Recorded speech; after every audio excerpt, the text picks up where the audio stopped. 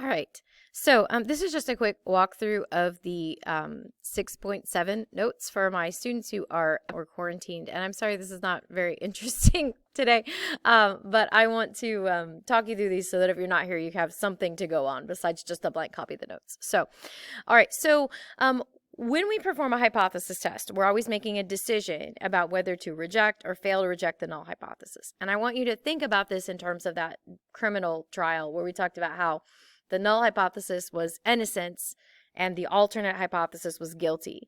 And remember that people always don't make the right decision. So every jury doesn't make the right decision. Or sometimes there's just not the correct amount of evidence or the correct type of evidence. So the evidence isn't convincing, or maybe the evidence really is convincing, but it's wrong. So if the person's innocent, it is still possible for them to be convicted of a crime and to say guilty if the evidence against them is very strong, even if that's not necessarily true. Okay. And the same thing, if the person is actually guilty, there are times where even though the person is actually guilty, the evidence is not convincing to the jury that their guilt is there. And so they have to come back with the not guilty verdict. Okay. So we're talking about making correct decisions versus making incorrect decisions. Okay. And since we are dealing with probability here, there's this chance that's in the outside that we could be wrong. We're really never certain in statistics at all of much of anything, and including these decisions. Okay, so we're trying to be as close as we can and make as good a decisions as we can with this understanding that we could be wrong. Okay, so for example, let's say our null hypothesis is that school is open, because for right now, at least for our school has always been open. We're open since July, full in person. Let's go, woohoo. Okay, so school is open. Then if school is open, the correct decision would be to go to school, right? And our alternate hypothesis is that school is closed. Okay, because that would be something that we would want to do. And the correct decision if school is closed is to stay home. Right? All right. So for example, if we're talking about a decision, then if the null hypothesis is school is open and we're testing that the school is closed, if we reject the null hypothesis, that's like saying reject the null hypothesis is like saying I'm rejecting the idea that school is open. Okay. I believe that the school is closed. So if the rejecting the null hypothesis is like saying I should stay home. Okay. I should stay home. So if the null hypothesis is false, this is the good idea. Okay. If I get down to the end of this and I test this and I fail to reject the null hypothesis, like I don't see a tweet that says school is closed. I heard from somebody else who heard from somebody else they were going to close. So the evidence isn't really strong that the school is not going to be open. And so I fail to reject the null hypothesis. That means I fail to prove that school is closed. And so my correct decision would be to go to school, right? Because that would be fail to reject the null hypothesis. Okay. And if school is closed, that's, the right decision. So we've got two kinds of errors. Okay. Basically, a type 1 error is it's type 1. And if you think about the word one, the actual spelling of the word one, O, it has to do with the rejecting that null hypothesis, HO. Okay. It's incorrectly rejecting the null hypothesis. And by incorrect, I'm meaning that you made a correct decision based on your evidence, but your evidence was really convincing, but it still was the wrong decision. This is like the evidence really points that the person is guilty, but that they really actually were innocent, actually. So this is when the null hypothesis is true. This is when your person is innocent. Okay, but we reject it based on our sample evidence. We have really strong evidence that Joy can smell Parkinson's disease. She got 11 out of 12 shirts correct. She really got 12 out of 12 shirts correct, but actually she's just really good at guessing. All right. So sometimes this is called a false positive. So you run a test for a disease and you get a positive result. Oh, you do have this thing.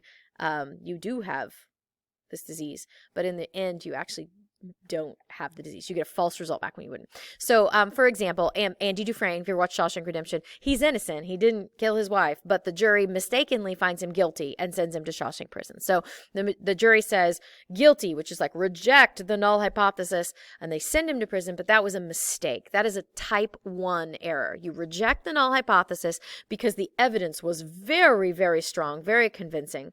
Okay, the p-value is very small, but you're still wrong. You shouldn't have done that because it was actually true. Okay, and then, or for example, Bob is not pregnant. Here's Bob. Bob is not pregnant, but he takes a pregnancy test and the doctor says, hey, you're pregnant. Okay, so the test mistakenly finds him pregnant. And so the result is a positive pregnancy test. Okay, so we are rejecting the idea that Bob is not pregnant. Okay, which would be the null hypothesis. Okay, because we're testing to see if he's pregnant, and it goes from there. So this is a type 1 error. This is a mistake. A type 2 error is the other thing that could happen. It's when you fail to reject the null hypothesis. You fail to reject, okay? And you shouldn't have done that. So you fail to reject the null hypothesis. You say not guilty. The evidence was not very strong, but the null hypothesis was actually false. It was not true, and you should have rejected it. Okay, so for example, so the null hypothesis is false, but we fail to reject it. Sometimes this is called a false negative. For example, you go and get that COVID-19 test and they swabbed your nose, right? And it comes back as a negative test. They tested to see if you had this disease, and it comes back negative, but actually it's a false negative. You actually did have that. That would be a mistake. Okay, so they say, oh, you're fine. You're fine. Okay, go ahead. So that's actually a mistake.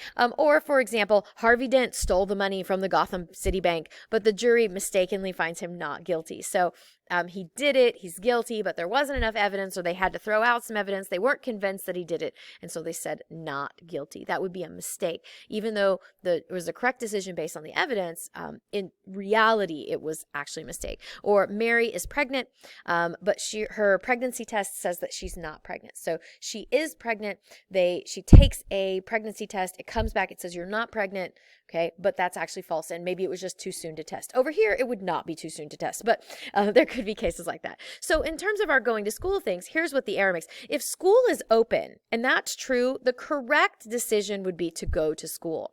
A type 1 error is to reject the idea that school is open and to stay home. Okay, so that's your type 1 error. A type 2 error would be that school is not open. School is closed. But you can't find any evidence that it is not open. So you reject that idea. And school is actually closed, but you show up here in the building. Okay? So the idea, type 1 error, you reject the null hypothesis because the p-value is less than alpha. You mistakenly say ha is okay, when actually the ho is the true instead. Okay? A type 2 error is you mistakenly say ha isn't true, but it actually was. Okay, so if your null hypothesis is true, the correct thing to do is to fail to reject it and to keep it. If your alternate hypothesis is true, the correct decision is to reject that null hypothesis. Okay, if you don't make those decisions, those correct decisions, you've constructed an error. All right, so on the next page here, one thing you need to be able to do is to kind of root through a problem and decide whether or not a type 1 or type 2 error has occurred, or what that would look like, etc. So a potato chip producer and its main supplier agree that each shipment of potatoes must meet certain quality standards. So if the producer determines that more than 8% of the potatoes in the shipment have blemishes, the truck will be sent away to get another load of potatoes from the supplier. Otherwise, the entire truckload will be used to make potato chips. So to make the decision, a supervisor will inspect a random sample of potatoes from the shipment, and the producer will perform a significance test using the following hypotheses. Either P is equals 8%, or P is greater than 8%, where P is the actual proportion of potatoes with blemishes in a given truckload. All right, so the idea is there's only two things that can happen in here. It says if it's more than 8%, they're going to send the truck away. So if we are going, if they're going to send the truck away, there's too many blemishes. And otherwise, they're going to keep the shipment. Shipment's okay, and they're going to make chips. So describe a type 1 error and explain its consequence. What's useful to me in this problem, and you can see this written in red, is to say it symbolically first, and then try to translate that into words. So for me, a type 1 error means I rejected the null hypothesis. Okay, type 1, reject the null hypothesis. And I know it's an error, which means that the null hypothesis was actually true. I shouldn't have done that. Okay, so reject the null hypothesis. So if I'm rejecting ho, I'm going to go with ha. Okay, but that was a mistake because actually ho was true and I should have kept it. So in this case, if I'm rejecting the null hypothesis, I'm going to say, hey, there are too many blemishes. There's too many, guilty. There are too many blemishes, and I'm going to send the truck away. Okay. When actually the shipment would meet the quality standards, the shipment was okay. All right, so what would a consequence be? So if I say there's too many blemishes and I send the truck away, and actually the truck was okay, then what is the consequence of that? What could possibly happen? So first off, I don't have any chips. I can't make chips. So as a result, this could disrupt that supply chain. I sent this away. I don't have any potatoes. I can't make chips. And so there's no chips to sell. So this could cause a delay in manufacturing. Okay, eventually I'm going to get to a point where I don't have this shipment. You could also argue that the person I got the potato from is going to be really irritating, because when I send the truck back and I'm going to say, those aren't good enough, they're going to be like, what are you talking about? They're going to be angry. Maybe they don't want to work with me anymore. Maybe I lose my supplier. Okay, so a type 2 error. Okay, so again, I'm going to write this in words first. I'm going to fail to reject the null hypothesis, which means if I'm failing to reject the null hypothesis, I'm saying I don't really have any evidence that the alternate hypothesis is true. And actually it was. Okay, I failed to reject the null hypothesis, but I shouldn't have, because Ha was actually the true one. All right, so this is like saying, okay, fail to reject the null hypothesis, like saying not guilty. So the supervisor says there's not too many blemishes. There's not too many blemishes, and they don't send the truck away. So they make chips. Okay, when actually the shipment would have failed the quality standards. So that was a mistake. They go ahead and they accept the truck. Okay, I failed to reject the null hypothesis. No, the shipment's okay. Sure, I say the shipment's okay. Bring it in, make some chips. When actually that was wrong, and what was actually true was the null hypothesis, and that this was an overly blemished truck. So what is the consequence of that? So a consequence is that you're going to make chips with these inferior potatoes. And so what that could do is that could cause your customers to be angry when they have nasty chips. Okay. Or if the chips are going to fail later in a second quality inspection over the product, there's too many blemishes in the bag of chips, then you're going to have all this wasted time and money from this situation. All right.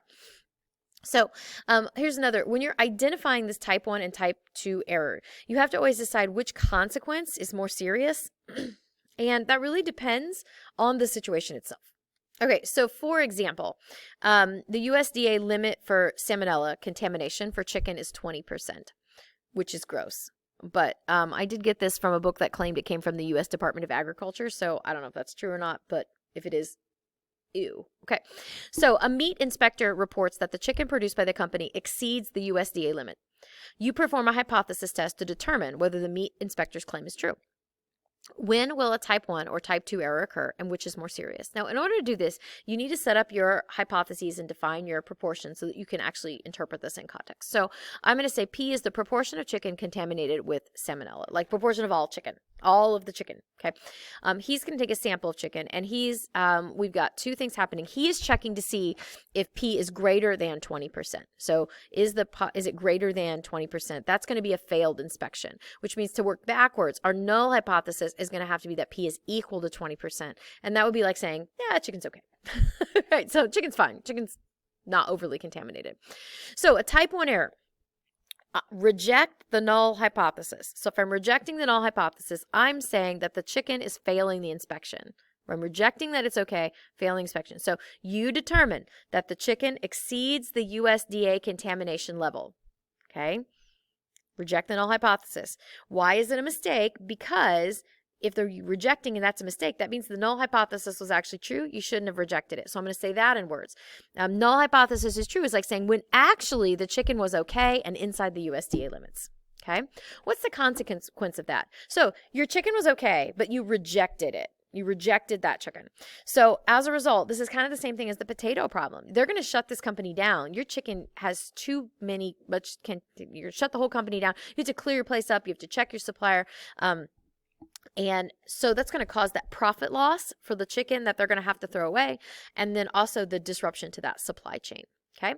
Now, all the type 2 error, okay, type 2 error again is when you take and you say fail to reject the null hypothesis, not guilty. So if you're failing to reject the null hypothesis, you're basically saying that the chicken passes the inspection. Okay. So you determine that it does not exceed the USDA contamination level. Okay, chicken's okay. When actually, if that's a mistake, if you're saying that the chicken doesn't exceed and that's an error, the error would mean that it actually does. It was overly contaminated. Okay, so if it's a mistake to do that, then it has to contradict this. So I'm going to say that. So I said, yeah, chicken's okay. But actually, it wasn't okay. It was gross. It was overly contaminated. Okay, so what's the result? If you say the chicken's okay and it's actually overly contaminated, what's going to be the result of that? So you say chicken's okay. People are going to go sell the chicken. As a result, bad chicken is sent to the stores, and what the salmonella is going to make customers sick. So you're going to get in this issue of you've made your customers sick, and this could potentially trigger a recall, which would be very expensive and also kind of embarrassing PR for the company. Okay, now which one of these is worse? Which one of these is worse? And that may be a matter of opinion. So I want you to think about that for a second. Which one of these do you think is worse?